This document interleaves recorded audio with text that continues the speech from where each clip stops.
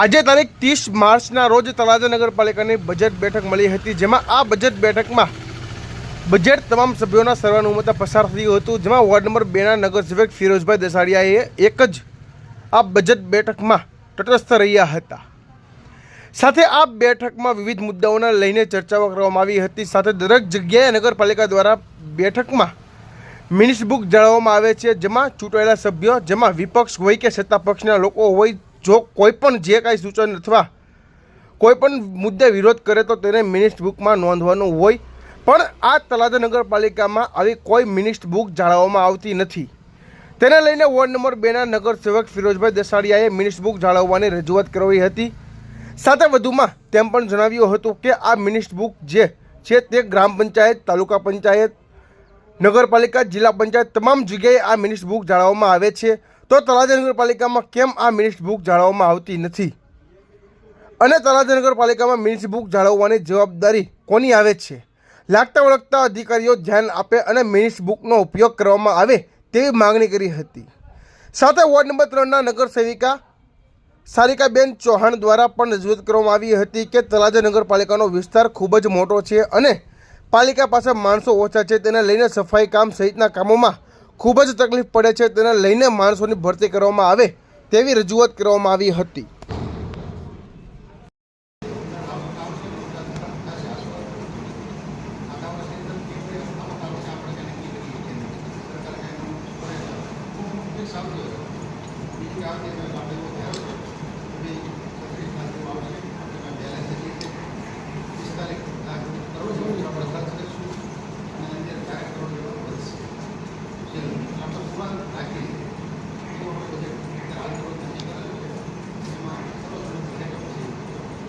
જે વધે એ પછી પાછું જે બાકી રહી ગયું પાછા લઈ લેવો ને અમને અમારા સભ્યોનું અમુક એવું કેવું છે કે અમને અમારા અમુક કામ કાઢી નહીં કરે તો જે આ વધે એમાંથી મને ભાઈને તમે ફોનમાં બે તમારે ચર્ચા કરી બરાબર. આ અમે જે વિરોધ કરી હતી એ વિરોધની નોંધ અમારી શેમાં થાય અમને રાખું તો મને ખ્યાલ નથી. કાંઈ મિનિટ બુક કેવું કંઈ આપણે આવે આમાં કાંઈ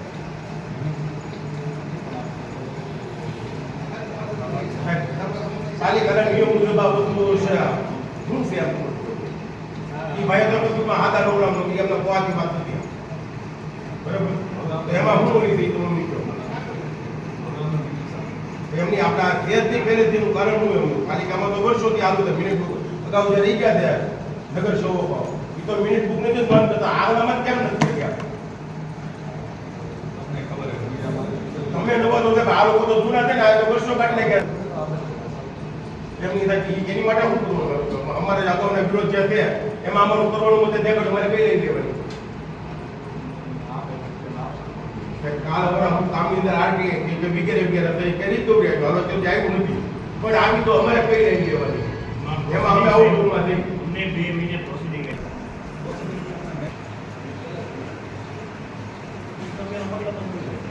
તો સાહેબ અમારો વિરોધ નોંધાવવાનો કે આ લોકોને સાથ આપવાનો શું બોલી મારો મેન પ્રશ્ન આ છે.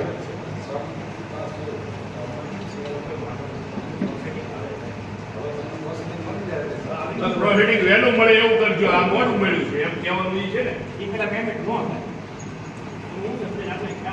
અમને મેન મુદ્દો આ છે મિનિટ બુક જે છે શું છે કારણ કે અમને લોકો કહે છે કે તમે મિનિટ બુક નોંધ કરાવો. હવે આ એમ કે અમે તો કોના આગળ ઓલી કરી હતી એની ફાયદો અમે જેનો વિરોધ કરી જાય અમારા સંમતિમાં જે કાઢી દઈ તો કાલ અમે અમારી પાસે કાઢી કોઈ ખબર નથી અમારે કામ કીધું કે કાઢવાની મિલી ભાઈ હેરાન થઈ ગયો તો ક્યાં થવાનું અમને કોઈ વિરોધ નહીં તકલીફ આ મોટી છે એમાં એટલું નથી આની અંદર હું બેઠકમાં હાજર છું પણ આ બજેટની અંદર મારે તટસ્થ રહેવું તો રહી શકું ખરો. એમાં કોઈ આપણી પાસે પ્રાવધાન છે આમાં જોવો પાલિકાના એક મને ખ્યાલ છે ત્યાં સુધી છે બજેટમાં હાજરી હોવા છતાં તટસ્થ રહી શકે ને હવે તટસ્થ મારો વિરોધ નથી.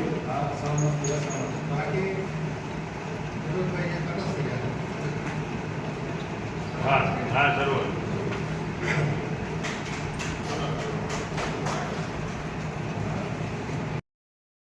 ત્યારે આ જ વિષય હાલતો હતો.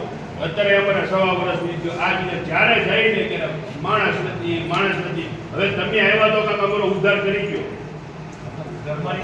અમારામાં ઉદ્ધાર નથી. આ બે પક્ષને તો એ લોકોને પૂછો, જે એના ચેરમેન છે એમને પણ પૂછો. માણસો જે આપણી પાસે છે 6 છે તો 3 આવે છે, 3 આવતા નથી. ભાઈ એક જરા તમે તમારી ફોન કરો બેઠીને.